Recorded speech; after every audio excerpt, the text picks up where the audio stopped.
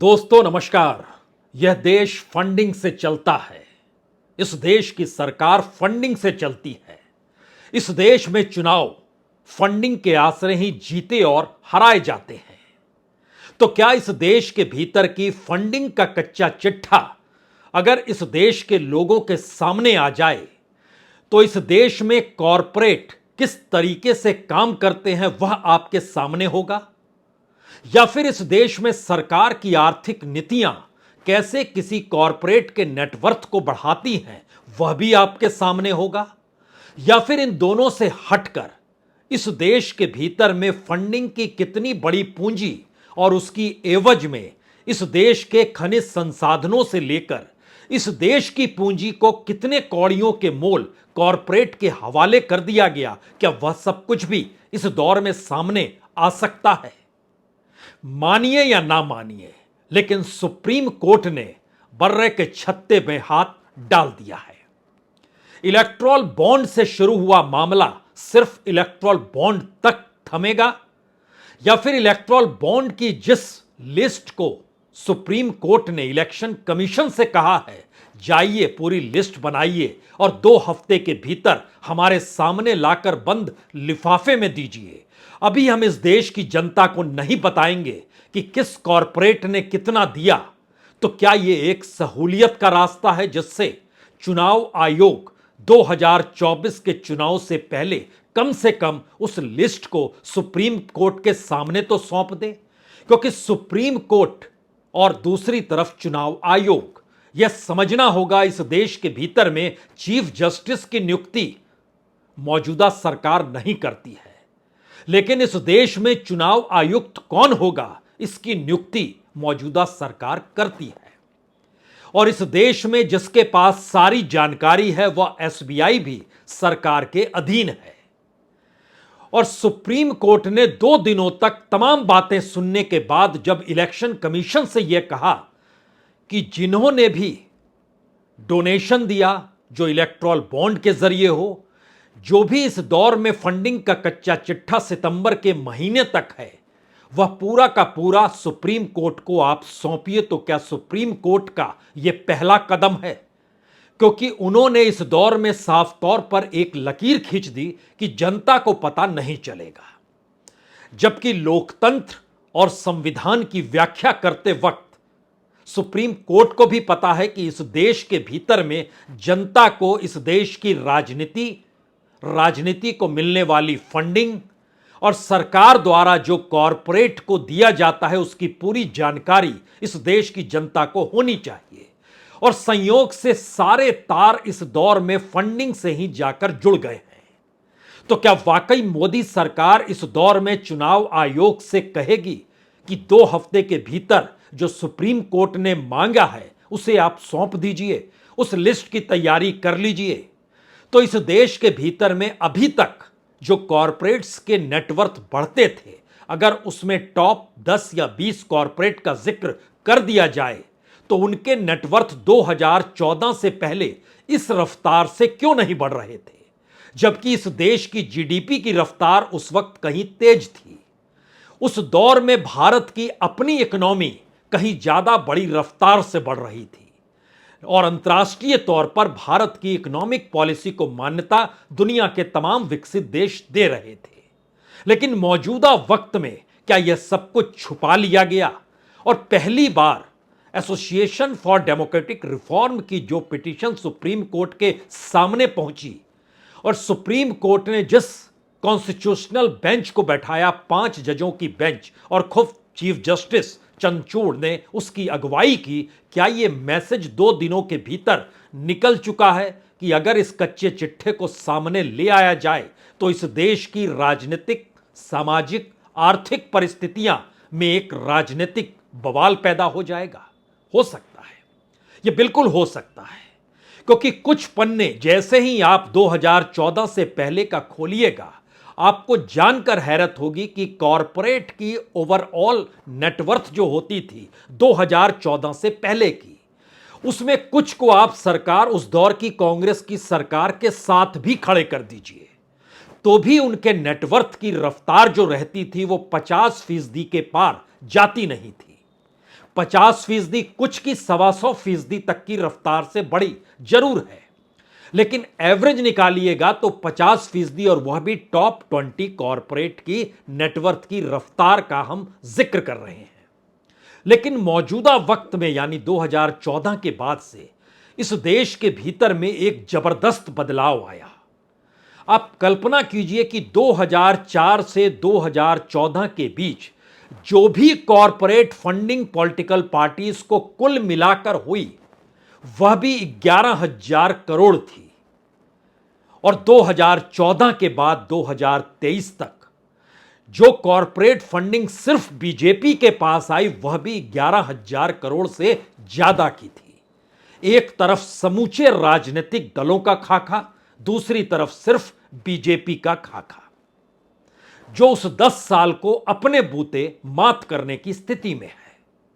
तो क्या राजनीतिक तौर पर फंडिंग और फंडिंग के आश्रय कॉरपोरेट का नेटवर्थ और कॉरपोरेट के नेटवर्थ के आश्रय इस देश के भीतर देश की संपत्ति को कौड़ियों के मोल हवाले करते चले जाने की परिस्थितियां और इन्हीं के जरिए अंतर्राष्ट्रीय मंच पर भारत की इकोनॉमी का बढ़ते हुए दिखाना, क्या यही वो स्थिति है जो एक झटके में अगर इलेक्शन कमीशन उस पूरी लिस्ट को सुप्रीम कोर्ट को सौंपता है और सुप्रीम कोर्ट इस देश के सामने एक एक करके हर बात को रख देती है जिससे यह पता चले कि किस कॉरपोरेट ने कितना पैसा किस रूप में दिया, तो क्या मौजूदा सरकार का समूचा कच्चा चिट्ठा इस देश के सामने आ जाएगा और उसी को मौजूदा सरकार छुपाती रही है, जिसका जिक्र वो करती नहीं है। क्योंकि अडानी कांड के दौर में यानी हिडेनबर्ग की रिपोर्ट जब फरवरी में आई, उसके बाद प्रधानमंत्री की खामोशी हो या सुप्रीम कोर्ट के भीतर भी जो सुनवाई की तारीख हो वह भी क्यों टल गई, यह सवाल तो कोई भी पूछ सकता है। जबकि एक तरफ 10 से 12 लाख करोड़ का जिक्र जो मैनिपुलेशन हो रहा था शेयर बाजार में, इतना बड़ा घपला घोटाला तो इससे पहले कभी नहीं हुआ और देश के प्रधानमंत्री के माथे पर एक शिकन तक नहीं आई। और क्या यही वो वजह है जिसका जिक्र राहुल गांधी गाहे बगाहे करते चले जाते हैं कि क्यों, कौन से रिश्ते, किस रूप में रिश्ते अडानी और मोदी के हैं और मोदी की खामोशी इस दौर में अडानी को बल देती है? क्या यह सवाल है? हमें लगता है आज अडानी प्रकरण से आगे निकलिए, क्योंकि जब फंडिंग का जिक्र हो रहा है तो हमारी टीम ने उस पर एक रिसर्च किया और रिसर्च के बाद इस बात की जानकारी दी कि देखिए 10 साल में अगर आप अलग अलग 10 साल में देखना शुरू करें इस देश में चुनाव को लेकर, तो 2004 से 2014 के बीच में कुल पॉलिटिकल फंडिंग 11,337 करोड़ की होती है। लेकिन ऐसा नहीं है कि सारी फंडिंग एक झटके में कांग्रेस के पास चली गई। उसमें 3,323 करोड़ कांग्रेस के पास जाती है, तो 2,126 करोड़ बीजेपी के पास जाती है, और उसके बाद किसी के पास 800 करोड़ गई, किसी के पास 900 करोड़ गई, किसी के पास 500 करोड़ गई। इस रूप में बढ़ती चली जाती है। यानी राजनीति का एक प्लेइंग फील्ड कॉरपोरेट फंडिंग के आश्रय बना रहा, और इसीलिए उस दौर में कभी भी कॉरपोरेट फंडिंग को लेकर वैसे सवाल नहीं उठे जो इस दौर में उठ रहे हैं। इस दौर में इसलिए उठ रहे हैं क्योंकि जो भी फंडिंग होती है उसका 72 से 80% हिस्सा अगर बीजेपी के पास चला जाता है तो फिर इस देश के भीतर में वो पैसा देने वाले लोग कौन हैं और उसकी एवज में उन्हें क्या मिलता है, यह सवाल हर कोई जानना चाहेगा और पूछेगा।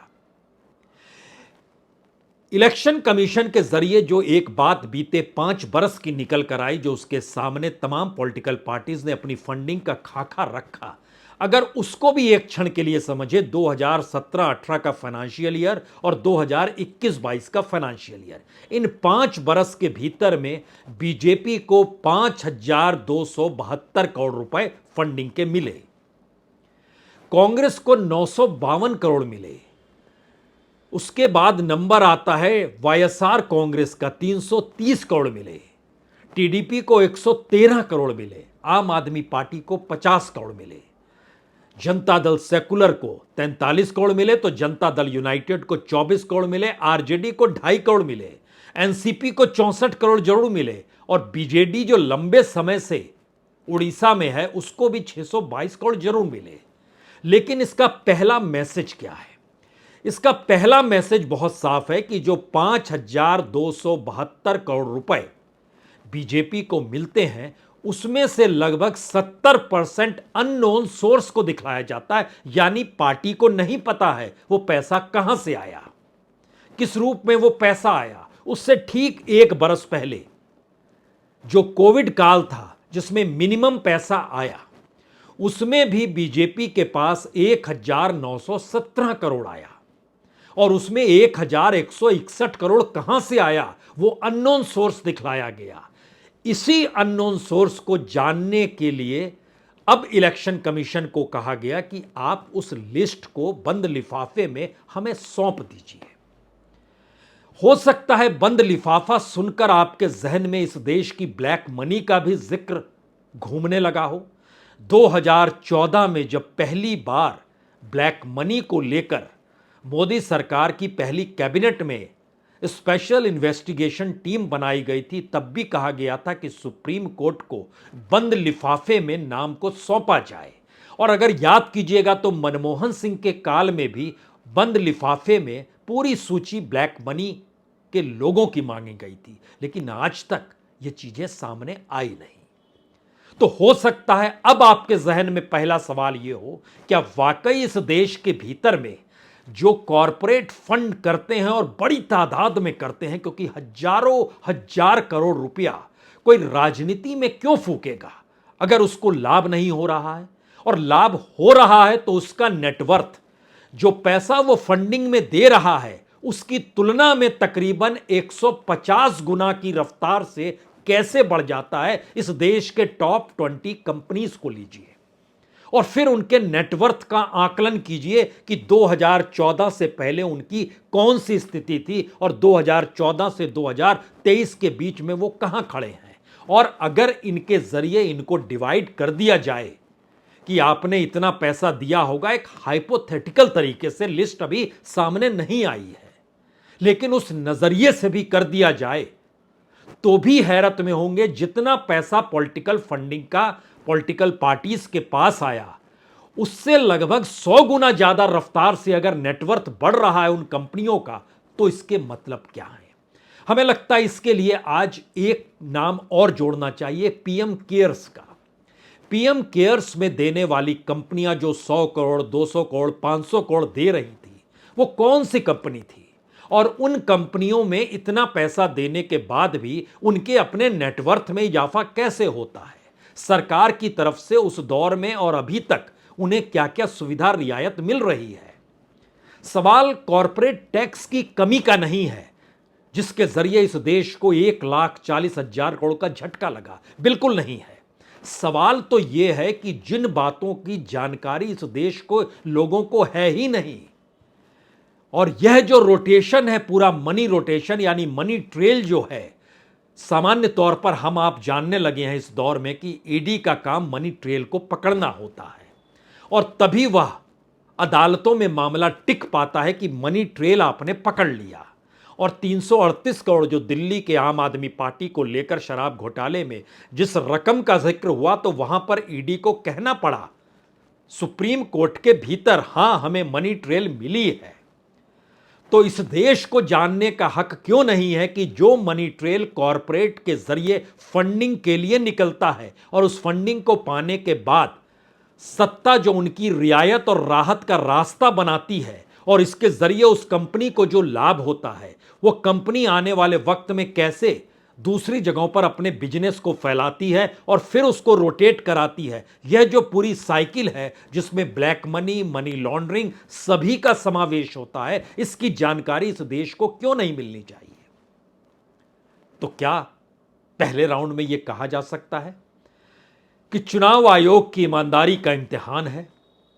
क्या यह कहा जा सकता है कि सुप्रीम कोर्ट ने पहली बार इलेक्शन कमीशन को कटघरे में खड़ा कर दिया और इलेक्शन कमीशन के सामने मुश्किल यह है कि आखिर खुद उनके लोगों की नियुक्ति तो सरकार करती है और वो सरकार से आज्ञा बिना लिए कैसे काम कर सकती है? और इस दायरे में अभी एसबीआई को नहीं लिया गया क्योंकि इलेक्ट्रल बॉन्ड एसबीआई के जरिए ही बिकता है। सुप्रीम कोर्ट चाहता तो सीधे एसबीआई से मांग सकता था पूरी रिपोर्ट, रिजर्व बैंक को कह सकता था पूरी रिपोर्ट दीजिए 2018 के बाद किस किस को कितना, किस किसने बॉन्ड लिया और किस किसने दिया है किसको, क्योंकि उसमें तो जिक्र होता है ये बॉन्ड इसके नाम पर हम खरीद रहे हैं, उसमें पार्टी का नाम लिखना पड़ता है। बहुत छोटी रकम है दूसरी पॉलिटिकल पार्टीज की, लेकिन दूसरी पॉलिटिकल पार्टीज भी जब सत्ता में होती है तो वह भी अपने राज्य में जो उसके हक में आता है वहां पर वो राहत रियायत उन इंडस्ट्रियलिस्ट को, उस कॉरपोरेट को देती जरूर है, क्योंकि कोई भी मुफ्त में इस देश की राजनीति में पैसा तो लगाना नहीं चाहेगा अगर उसकी एवज में उसे कुछ मिल नहीं पा रहा है। वह यह सोचकर तो पैसा दान नहीं देगा कि लोकतंत्र आ गया, डेमोक्रेसी लौट आएगी, अब नफरत की बात नहीं होगी, अब संविधान के जरिए देश चलेगा, रूल ऑफ लॉ होगा, पार्लियामेंट अपने तौर पर सुप्रीम कोर्ट का कहा मान लेगी। बड़े मुश्किल सवाल है ये सभी, खास तौर से तब जब इस देश में फेडरल स्ट्रक्चर को लेकर इस देश के गैर बीजेपी शासित राज्य सीधे केंद्र से टकरा रहे हों, तो वाकई इस देश में कोई दान दक्षिणा उस लोकतंत्र की खातिर देगा जिस लोकतंत्र के भीतर चुनाव के वक्त ही सबसे ज्यादा पैसा दिया लिया जाता है। और इसका खुला आरोप इस देश में हर पॉलिटिकल पार्टी दूसरी पॉलिटिकल पार्टी पे लगाती है, और प्राइवेट तौर पर चाहे वो एडीआर हो या इलेक्शन वॉच अपनी रिपोर्ट में जिक्र करता है, और इलेक्शन कमीशन भी ये कहने से नहीं कतराता है कि देखिए हमने इतना रुपया, कहीं 40 लाख कहीं 70 लाख का जिक्र किया था एक उम्मीदवार खर्च करेगा, लेकिन यहां तो उससे करीब कितने गुने ये बोल पाना बड़ा मुश्किल है, क्योंकि अगर 70 लाख को आप 7 करोड़ कहेंगे प्रति कॉन्स्टिट्यूंसी तो हो सकता है वह भी कम पड़ जाए, जिसका जिक्र इस दौर में भूपेश बघेल खुलकर कह रहे हैं कि दरअसल मिनिमम हर कॉन्स्टिट्यूंसी के भीतर जितना पैसा ला के फूंका जा रहा है वह 10 गुना नहीं है, उससे कई गुना ज्यादा का है। यह मैसेज क्या है? मैसेज बहुत साफ है इस देश के भीतर में कि जो फंडिंग का पूरा खेल है वो ब्लैक मनी पर टिका हुआ है, वो मनी लॉन्ड्रिंग पर टिका हुआ है, वो हवाला पर टिका हुआ है, वो संयोग से इन सारी चीजों को लेकर इस देश की उस इकोनॉमिक पॉलिसी से जाकर टिक गया है जिसके जरिए इस देश के उन कॉरपोरेट्स को राहत रियायत मिले जो फंडिंग कर रही हो। क्योंकि एक डाटा हमारे टीम ने और भी निकाला और इस बात की जानकारी उन्होंने बताई कि देखिए इतनी बड़ी तादाद में अज्ञात सोर्स से जो पैसा आता है, अननोन सोर्स से 6 साल में बीजेपी ने दिखलाया कि उसके पास 10,122 करोड़ रुपए अननोन सोर्स से पैसे आ गए। वो कुछ नहीं कर सकता था, उसके पास कोई जानकारी नहीं। क्या यह संभव है? 10,000 करोड़ रुपए अननोन सोर्स से बीजेपी के पास आ गए। कांग्रेस ने भी कहा 1,547 करोड़ हमारे पास भी आ गए। ममता बनर्जी ने भी कहा 823 करोड़ हमारे पास भी आ गए। नवीन पटनायक ने भी कहा हमारे पास भी 622 करोड़ आ गए। स्टालिन ने भी कहा 431 करोड़ आ गए, और केसीआर उन्होंने भी कहा 431 करोड़ हमारे पास भी आ गए। दिल्ली में आम आदमी पार्टी ने भी कहा 183 करोड़ हमारे पास भी आ गए। पैमाना देखिए, हर की ताकत समझिए, हर की ताकत फंडिंग को पाने की और फंडिंग की एवज में राहत रियायत देने की कितनी बड़ी हो सकती है, उसका अंदाजा इसी से लग जाता है क्यों कांग्रेस की तुलना में कॉरपोरेट की नजर में 10 गुना ज्यादा ताकतवर इस दौर में मोदी सत्ता है। क्योंकि उसके पास 1,000 करोड़ रुपया अज्ञात सोर्स से आता है 6 बरस में, तो बीजेपी के पास 10,000 करोड़ रुपया आ जाता है। यह कौन सी परिस्थिति है इस देश के भीतर में? क्या इस पर उंगली रख दी गई है? क्या वाकई 2 हफ्ते के भीतर इलेक्शन कमीशन रिपोर्ट दे देगी? क्योंकि इस देश के भीतर सेबी फेल हो जाती है अडानी इस पर रिपोर्ट देने में, वक्त दर वक्त लगते चला जाता है और उसके बाद भी बहुत चीजें अधूरी हैं। इस वजह से सुप्रीम कोर्ट सुनवाई नहीं कर पाता है। इस देश के भीतर में सीबीआई रिपोर्ट देने में बहुत देर कर देती है, ईडी रिपोर्ट देने में देर कर देती है, तो फिर इलेक्शन कमीशन क्यों नहीं देर करेगा? और खास तौर से चुनाव के वक्त में वह तो सीधे कह सकता है हम चुनाव कराने में व्यस्त थे, 2 हफ्ते रुक जाइए, आपको यही जवाब मिलेगा। कोई बंद लिफाफा आपको दिखाई नहीं देगा। और इंतजार कीजिए कि 2024 के लोकसभा चुनाव से पहले कम से कम वो लिफाफा तो आ जाए। और मजेदार बात यह है कि हर चुनाव के वक्त इलेक्ट्रॉल बॉन्ड की दुकान खुल जाती और संयोग है कि इन 5 राज्यों के चुनाव से ठीक पहले अभी तक इलेक्ट्रॉल बॉन्ड की दुकान नहीं खुली है। वो जैसे ही खुलेगी एक झटके में उसकी शुरुआत ही 1000 करोड़ से ऊपर से होने लगती है, तो आप क्या करेंगे? लेकिन क्या इसका मतलब यह है इसलिए बॉन्ड की रफ्तार इस दौर में कम हो गई क्योंकि 5 राज्यों के चुनाव परिणाम बीजेपी को लगने लगा कि उसके अनुकूल नहीं होंगे और यह परसेप्शन और मैसेज खुले तौर पर बन चुका है? तो क्यों इलेक्ट्रॉल बॉन्ड के जरिए दूसरी पॉलिटिकल पार्टीज की कोई भी फंडिंग किसी भी रूप में हो उन राज्यों में भी जहां पर कांग्रेस जीत जाए या बीजेपी हार जाए तो उसको ही रोक दिया जाए? या फिर इस दौर में सत्ता के सामने सबसे बड़ी मुश्किल यह है कि अब इलेक्शन कमीशन से जब रिपोर्ट सुप्रीम कोर्ट ने मांगी है तो उसको वह रोके कैसे? क्योंकि इस दौर के भीतर का जो एक सच और भी जरा समझने की कोशिश कीजिए, खुद हमारी इकोनॉमी, अगर आप अप्रैल से सितंबर तक की जो तिमाही के आंकड़े आते हैं वो बहुत साफ बताते हैं कि हम इस दौर में हमारे 8 कोर सेक्टर जो हैं, जिसमें कोल है, इलेक्ट्रिसिटी है, स्टील है, नेचुरल गैस है, सीमेंट है, क्रूड ऑयल है, फर्टिलाइजर मैन्युफैक्चरिंग है, रिफाइनरी प्रोडक्ट है, वह एक झटके में कम हो गया है। अगस्त के महीने में वो 12.5 था, इस दौर में 8.1 पर आ गया है। और जबकि एक साल पहले भी वो 8.3 था इस दौर में। तो हमारा कोर सेक्टर नीचे राजकोषीय घाटा जो है अप्रैल से सितंबर में 39.3% हो गया, जो होना चाहिए था 35.9%। ये मैसेज क्या है? क्या हमारा रेवेन्यू इस दौर में टैक्स के जरिए कमाई सब शानदार हो रही है? हो रही है। जीएसटी कलेक्शन अपरंपार है, लेकिन जो खर्च है वो बढ़ चुका है। इस देश को चलाने के लिए भी फंडिंग चाहिए, कर्ज चाहिए, इसके अलावा कोई रास्ता नहीं। और जो कर्ज देगा वह उसके एवज में बहुत कुछ चाहेगा। देश के भीतर कॉरपोरेट चाहता है और बाहर वर्ल्ड बैंक चाहता है उनकी नीतियां इस देश में लागू हो जाए, लेकिन सरकार उन्हीं नीतियों को जन कल्याणकारी नीतियों में तब्दील कर अपने हक में वोट लेने की दिशा में बढ़ने से चूकती नहीं है। तो आखिर के 3 बड़े सवाल। क्या वाकई इस देश की जनता को कभी पता नहीं चलेगा कि किस कॉरपोरेट ने किस पॉलिटिकल पार्टी को कितनी रकम दी? क्या वाकई सुप्रीम कोर्ट जो इलेक्शन कमीशन से मांग रहा है सूची, वह 2 हफ्ते में आ जाएगी या 2024 का चुनाव बीत जाएगा फिर भी नहीं आएगी?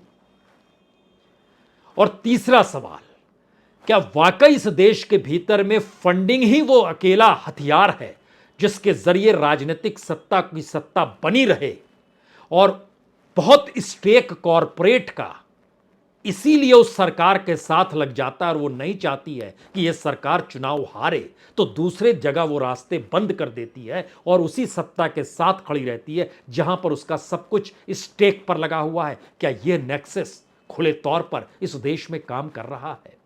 जी, कर रहा है। बहुत बहुत शुक्रिया, बहुत बहुत शुक्रिया।